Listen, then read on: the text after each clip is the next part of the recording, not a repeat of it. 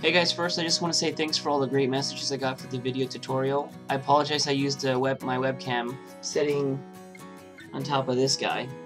But I have a screen capturing software now, and I will be using that. I'm going to be doing another video tutorial today and uploading it only because I missed a day this week due to the storm and the power outage, and I really hope you guys enjoy it. Alright, today I want to talk about clients. So if you're a freelance designer or developer, you're going to be dealing with these guys on a daily basis. It's sort of how you make money. You have to have clients. I'm going to talk about the different types of clients, how to deal with those clients, and what to do in certain scenarios. So this is sort of your typical client. Hello, I am Mr. Williams. I saw your portfolio page and I absolutely love your work. I'd like to retain your services, please. Awesome, Mr. Williams. Thanks for contacting me. Exactly what type of project are you looking to work on? Well, I have a website now, but I want to make it better. I also want people to be able to upload photos to this website. Is this something you can take care of for me? Not a problem, Mr. Williams. I can take care of this. Now, what type of budget do you actually have for this project so I can determine what type of functionality that we can actually provide for your site? Well, my sister can design websites, and I have a cousin that can program. They said this would be very easy.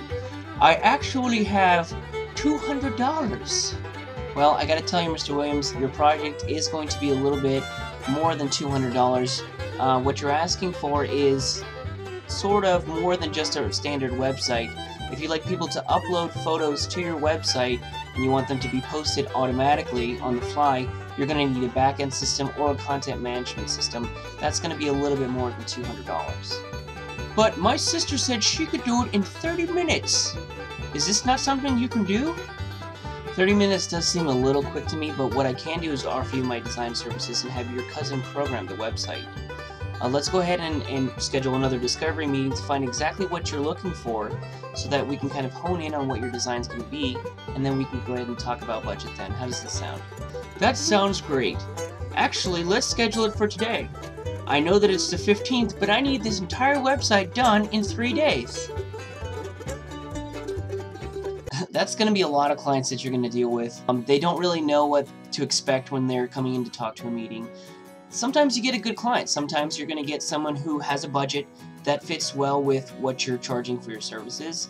And other times there's going to be people who sort of don't really think that web design or development should cost that much. The best skill you're actually going to be able to hone in on is to be able to tell clients no. Is to be able to turn work away.